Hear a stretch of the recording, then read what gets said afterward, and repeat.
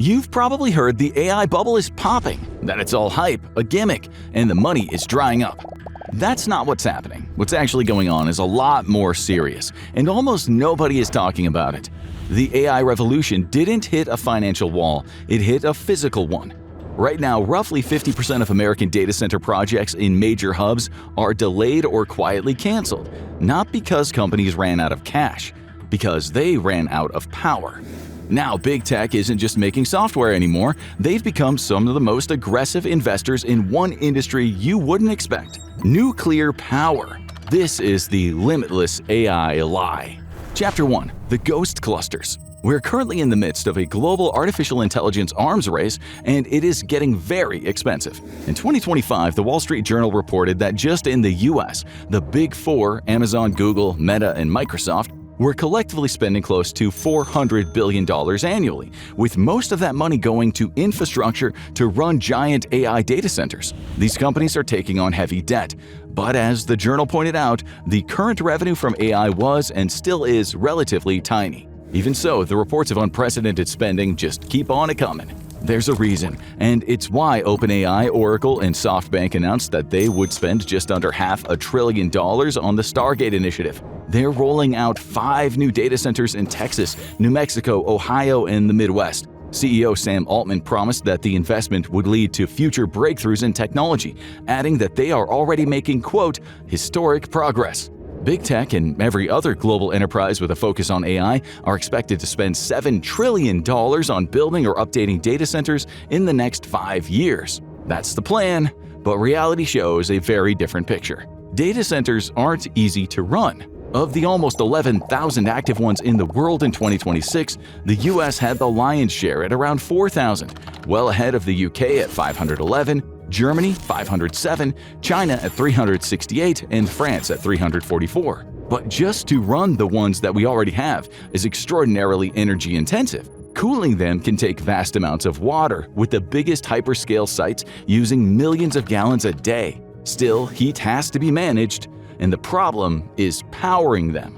Reports in 2026 stated that 50% of data centers being constructed in the US are either currently being canceled or delayed, with experts saying that number is going to rise. In major hubs like Northern Virginia, the region known as Data Center Alley, projects are already slowing as the grid starts to buckle under demand. The public sentiment has changed. Polls show that just 35% of Virginia voters give the thumbs up to these power-hungry projects, compared to 69% in 2023. The delays aren't just about a lack of money or ambition. Silicon Valley has plenty of both.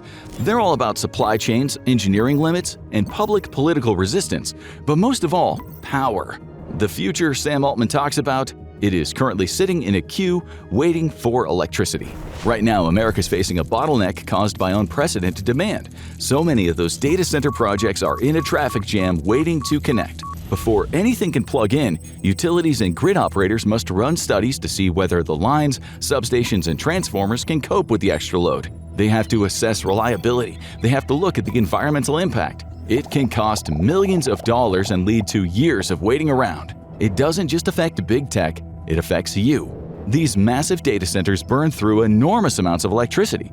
When their energy bills spike, that cost doesn't just disappear. It gets passed on to consumers, to communities. And when people start seeing higher energy prices, they push back. That can be lethal to the ambitions of anyone wanting to build a data center.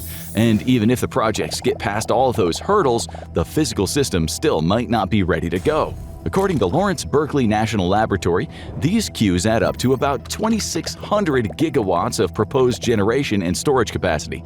That's about twice the current size of the US power system. It's a backlog as big as the grid itself. The amount of power these new data centers will require to keep running is astronomical. Some of the new ones in the US will use 50 to 100 times more power than it takes to power the Empire State Building just to run and cool the servers. Reports say the biggest ones currently under construction will collectively demand as much electricity as an entire country like Italy.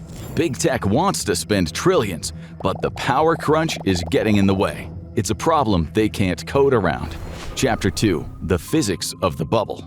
On average, a single query to ChatGPT uses around 10 times more energy than a search on Google.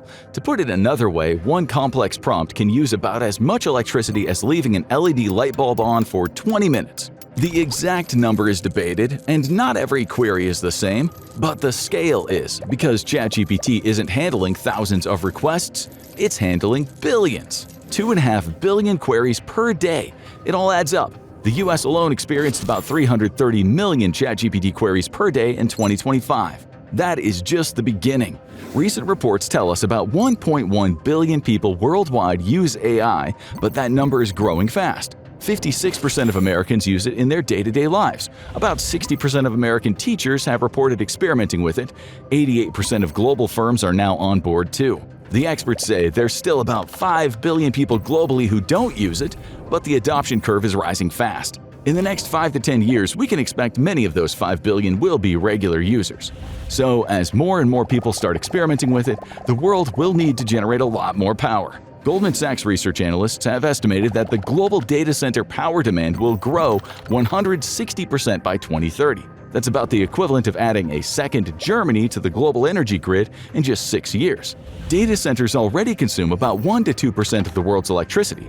If the experts are right, it'll be more like 3 to 4% by the time the decade is over. Where will all of this new power come from? In 2023 alone, new applications for interconnection surged by about 30%. The data showed that close to 95% of requested capacity came from solar, wind, and battery storage. But here is the problem. Renewables aren't constant. The wind slows down, the sun disappears. Even in the best solar regions in the US, you only get about 3,500 to 4,000 usable hours of sunlight a year. That's out of almost 8,800 hours in total, less than half of the time. In other words, solar and wind won't be enough to power the AI revolution. Companies are now fighting for whatever power they can get, and whoever controls the power controls the future of AI. Chapter 3. The Great AI Cleansing. The delays in data centers looks like a failure of infrastructure, but they also might be creating something else entirely: scarcity. And scarcity for the companies with all the money isn't always a problem. It can actually be a very real advantage. The biggest tech firms are already making deals with energy companies. Meta, Google, Amazon, Microsoft have inked deals with utility firms all over the USA. They will get their power. The smaller players won't. Venture-backed startups might be able to raise money and promise major market disruption, but they won't be able to compete for energy. They'll have to rely on big tech for renting and compute power. That could mean that every GPU shortage, every power delay, every price rise will hit them first. And the state-of-the-art models might become prohibitively expensive or limited in access. The biggest tech companies will decide who gets access first, who gets the most computing power, and who gets the best versions. Meanwhile, the market itself is changing. Investors are losing interest in generic chatbots that write poems and hallucinate history. Capital is moving towards specialized AI that can write code, optimize logistics, detect fraud, perform medical analysis, and above all, increase profit margins. But not everyone will receive the same treatment, and some might be left waiting. Countries have anti-competition laws, but the gatekeepers of technology, as they consolidate their power over AI, might move faster than the laws can keep up. A specialized startup might not ever truly be able to compete, not if it's denied access. In the gold rush, fortunes weren't made by the miners, but those who controlled the tools and the land. This time, it isn't just the tools, it's the electricity that powers them. For years, people have been worrying about the rise of the machines, rogue AI ending the world, but that's all science fiction. The real danger is a handful of monopoly powers who control all the key infrastructure. But to guarantee their monopoly, big tech knows it can't just rely on public infrastructure, so it's planning to go off-grid. Chapter 4. The Nuclear Pivot. For decades, tech companies rented power from the grid like everyone else. Now that's changing. These days, some of the largest firms with seemingly bottomless reserves of money are getting into the business of procuring their own energy assets. They're not just software companies anymore. In 2024, Microsoft made a deal to reactivate 3 Mile Island nuclear power plant, a site forever associated with the 1979 meltdown. One reactor was shut down permanently, the other ran until 2019 when it was closed up due to operating losses. Now, decades later, it's being revived, not for history but for demand. Under a 20-year power agreement, Microsoft is securing 835 megawatts of electricity for Pennsylvania's grid. This deal wasn't about powering Pennsylvanians' personal computers or domestic appliances, but achieving liftoff on its planned data centers. It's enough electricity to power about 800,000 American homes, and all of it for just Microsoft's AI. But will it happen? Well, firstly, a nuclear plant has never in American history been fully shut down and then sprung back to life. Experts are saying that for Microsoft's plan to come to fruition, there will be numerous regulatory hurdles to cross. The permits are all still pending, and they might not ever come, even if the plant owner, Constellation Energy, is trying to speed things up. Nuclear power tends to make people uneasy. Even if the plant did get a second lease on life, it's not clear that it could be integrated back into the grid. Mark Zuckerberg's Meta also hit a problem when trying to build a data center next to what was reported as an existing nuclear facility. The media didn't name the facility, but it did report that Zuckerberg's plan of operating a nuclear-powered AI center crashed to the ground because of bees, a rare species populating the area where Meta wanted to build. It just goes to show how big tech is thinking outside of the box. Amazon has tried too. In 2024, the company signed a $650 million deal with Talon Energy in Pennsylvania, where it plans to open a number of data centers close to the Susquehanna nuclear power plant. The deal, which is set to end in 2042, could be delivering almost double the power needed for the city of Pittsburgh. That is, if it ever gets off the ground. In 2024, the Federal Energy Regulatory Commission blocked Amazon from taking power directly from a nuclear plant to feed one of its hyperscale data centers. The reason? Diverting that much power raised the risk of blackouts for the communities already relying on that same nuclear supply. And even if the lights stayed on, there was another consequence: higher bills. The regulators are standing firm. Amazon later asked for a rehearing, and the results stayed the same. Google is also looking to nuclear energy to power its future AI ambitions. It's one of the few big tech firms currently investing in next-generation nuclear energy in the form of small modular reactors, or SMRs. Smaller means less cost to build. It also means cooler, so ideally less of a chance of a meltdown. The company hopes to have the data center up and running by 2030, but long before any green lights start flashing, Google will need approval from the U.S. Nuclear Regulatory Commission, or NRC. And that won't come easy. As one analyst wrote, the path to commercial viability is riddled with uncertainty. SMR designs haven't been proven at scale, and regulatory hurdles have set a high bar. With SMRs, there's no easy path forward. But there is political will, and that's important. The current administration has given the thumbs up and has said that it wants these small reactors to be functioning by 2030. None of the new commercial SMRs are yet operating in the US, but China and Russia already have working examples. In terms of the global AI race, this is not good news for Uncle Sam.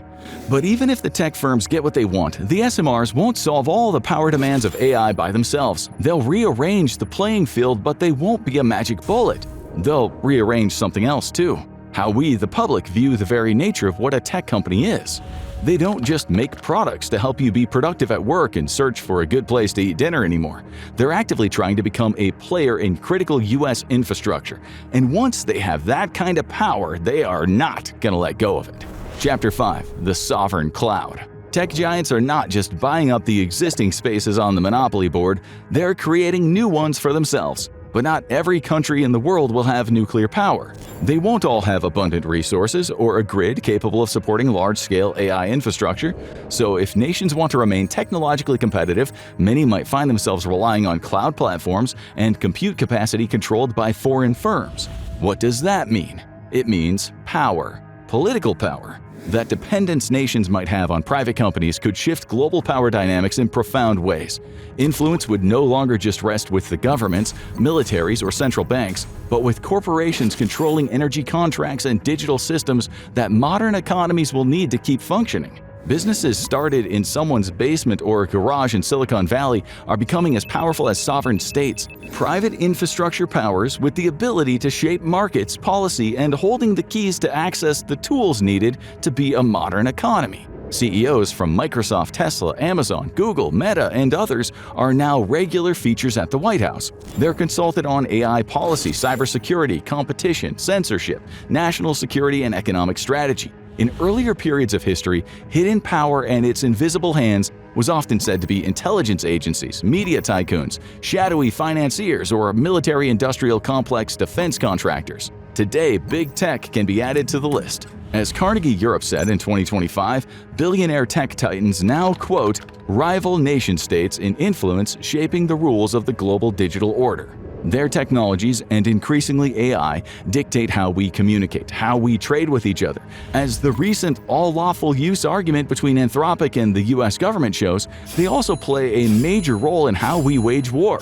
Political realists often write that the global balance of power largely relies on the size of an economy and its military.